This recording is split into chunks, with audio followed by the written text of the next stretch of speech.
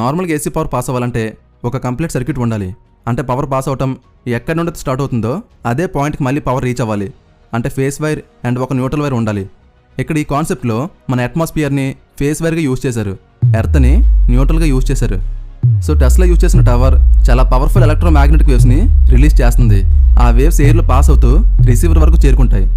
అంటే radio waves ఎలా అయితే పాస్ అవుతాయో అలానే ఈ వేవ్స్ కూడా రిసీవర్ వరకు పాస్ అవుతూ ఉంటాయి. సో ఆ వేవ్స్ యొక్క ఎనర్జీ రిసీవర్ దగ్గర ఎలక్ట్రికల్ పవర్గా కన్వర్ట్ అవుతుంది. అంటే ఫ్లో ఆఫ్ ఎలక్ట్రాన్స్లో కన్వర్ట్ అవుతుంది. ఆ ఫ్లో ఆఫ్ ఎలక్ట్రాన్సే electric power. So electrons flow అవ్వాలంటే సర్క్యూట్ కంప్లీట్గా క్లోజ్ అయి ఉండాలి. అంటే మన రిసీవర్ ఖచ్చితంగా ఎర్త్ కనెక్ట్ అయి ఉండాలి. అప్పుడే సర్క్యూట్ కంప్లీట్ అవుతుంది.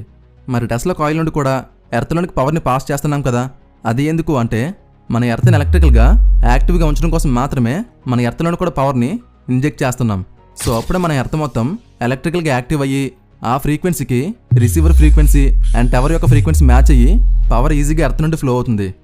అయితే రిసీవర్ వరకు వచ్చిన ఎలక్ట్రోమాగ్నెటిక్ వేవ్స్ ఎలక్ట్రిక్ పవర్ని ఎలా క్రియేట్ చేస్తాయి? సింపుల్, ఎలక్ట్రోమాగ్నెటిక్ ఇండక్షన్ ద్వారా ప్రొడ్యూస్ అవుతాయి.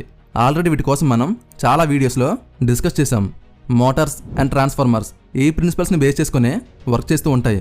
సో ఇదే ప్రిన్సిపల్స్తో ఒక వైర్లో ఎలక్ట్రాన్స్ ఫ్లో అయ్యేలా చేయగలం. అంటే ఎలక్ట్రాన్స్ వైర్లో బ్యాక్ అండ్ ఫోర్త్ మోషన్లో మూవ్ అవుతూ ఉంటాయి. అలా మూవ్ అవుతున్న ఎలక్ట్రాన్స్నే ఎలక్ట్రిక్ కరెంట్ అంటాం.